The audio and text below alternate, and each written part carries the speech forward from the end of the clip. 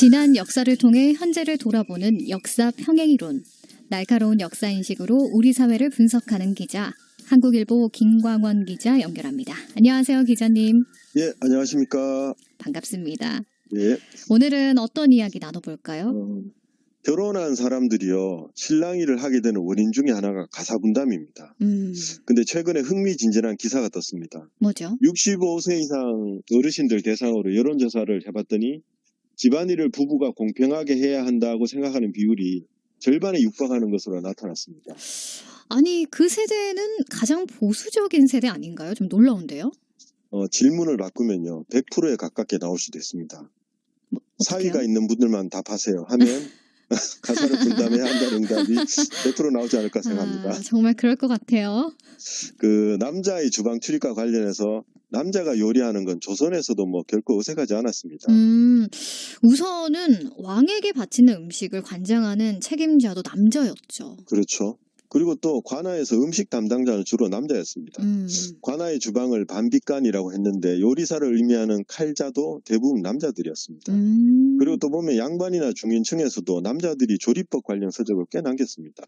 오히려 여성이 저술한 요리책이 좀 드물죠. 그렇죠.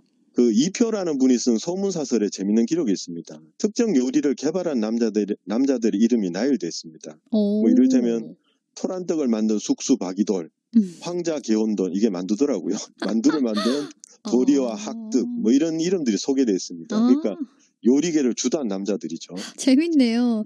저는 백종원 씨가 생각나요. 요리 해법을 제시하기도 하지만 새로운 메뉴가 아닌 음식을 많이 공개했잖아요. 예, 저는 뭐 백종원 씨 비슷한 분이 연암 박지원 선생이었던 것 같아요. 이분이 요리를 잘했어요. 그래요? 그 타지에서 서울을 떠나서 벼슬살이를 하면서 직접 반찬을 만들어 자식들에게 보내기도 했습니다. 그 편지에 이렇게 썼습니다. 고추장 작은 단지 하나 보낸다. 사랑방에 두고서 밥 먹을 때마다 먹으면 좋을 게다. 내가 손수 담근 건데 아직 푹 익진 않았다. 뭔가 더 멋있는 것 같아요. 네. 이 메모는 시골에 계신 어머니가 자취하는 아들한테 반찬 보낼 때 쓴 그런 메모같이 들리는데요. 그렇죠. 근데 다음 구절을 읽으면 진짜 어머니 같아요. 이렇게 편지를 보냈습니다. 전후에 보낸 쇠고기 장볶이는 잘 받아서 아침 저녁 반찬으로 먹고 있니? 왜 한 번도 좋은지 나쁜지 말이 없니? 무심하다 무심해. 어머나 세상에. 진짜 엄마 같은 어머니 같은 말투인데요. 요리에 대한 자존심 같은 것도 좀 느껴지고요. 열알기에 그 박지원이 맞는지 정말 의외라는 생각이 드는데 우리가 조선시대를 너무 잘 안다고 생각을 했는데 정말 딴 나라 이야기 같아요. 그렇죠. 그 조금 특별한 경우도 있습니다. 세종 임금 때 남자들이 대거 요리에 투입된 적이 있습니다. 그 1436년에 조선에 몇 년에 걸쳐서 흉년이 졌거든요. 네. 그때 이때 왕이 음식을 공급하라 이렇게 지시를 내립니다. 근데 음식을 공급하는 책임을 맡은 사람들이 승려였습니다. 그러니까 승려 중에 남자가 더 많죠. 그렇죠. 그래서 이들에게 음식하는 일을 맡겼습니다. 남자들이 음식하는 게 조금도 어색하지 않았네요. 그렇죠. 그 조선에서는 보면 남자들이 벼슬을 살거나 바깥에서 밭일을 많이 했잖아요. 네. 또 근현대는 직장에 나가는 사람이 대부분 남자들이어서 여성들이 그냥 자연스럽게 부엌을 맡게 된 것 같습니다. 근데 필요하다면 남자가 주방에 들어가는 걸 막을 절대적 이유는 없습니다. 그럼요. 뭐 모든 적절하고 합리적인 이유가 좀 있어야겠죠. 예, 그 요리와 관련해서 최고의 명분이 하나 있었습니다. 이 누구도 남자의 요리를 막을 수 없는 명분이었습니다. 명분? 남자가 요리를 할 때 내세울 수 있는 최고의 명분이라는 거죠? 예. 그 서유구는 1807년에 경기도 연천의 금화에 이주해 살았는데요. 그곳에서 지내면서 손수 음식을 만들어 아침 저녁으로 어머니께 드렸습니다. 그러니까 여기까지 들으면 조선시대 어머니니까 어머니가 아이고 남자가 무슨 요리냐, 아이고 남사스러워라 했을 것 같지만 전혀 아니었습니다. 조선시대면은 정말 보수적인 시대였는데 음식하는 아들한테 어머니가 뭐라고 하셨죠?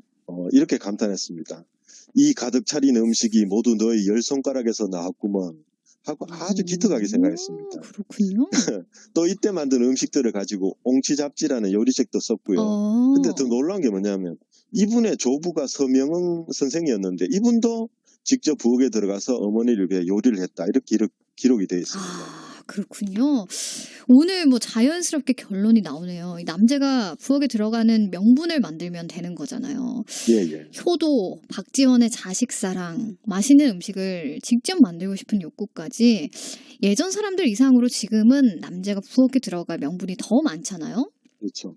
그 우리 시대를 보면 요리 자체에 대한 인식 개선에 가장 큰 기여를 한 사람은 백종원 씨라고 생각합니다. 그렇죠. 그 맞아요. 요식업에 뛰어들 때 집안에서 남자가 왜 요리하냐 이렇게 말렸다고 그러죠. 음, 어머니가 할머니께 꾸중을 자주 들었다 이런 고백을 얼마 전에 했습니다. 음, 지금 세대는 뭐 백종원처럼 된다는 보장만 있으면 공무원 합격증도 포기합니다. 맞아요.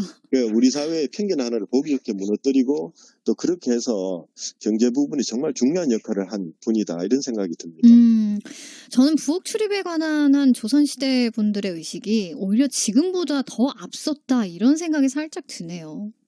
보수적인 조선에서 대한민국의 보수 세대에게 따끔하게 뭔가 충고를 던지는 느낌입니다. 네. 오늘 이야기 잘 들어봤고요. 오늘 관련한 곡 어떤 곡 선곡해 오셨나요? 그 나훈아의 목소리로 아내에게 바치는 노래를 들었으면 합니다. 아내에게 바치는 노래? 예. 네. 원래 이 노래가 하수영이라는 가수가 1976년에 발표했거든요. 네. 근데 노래를 준비할 때 이게 아무도 흥행을 예상을 못했어요. 남자들한테 이야기하면 누가 그런 노래를 듣겠어 이런 반응이었거든요. 그럴 수 있죠. 그런데 네. 70년대를 대표하는 노래 중에 한 곡이 됐죠. 그러니까 이 노래 자체가 편견을 깬 노래였습니다.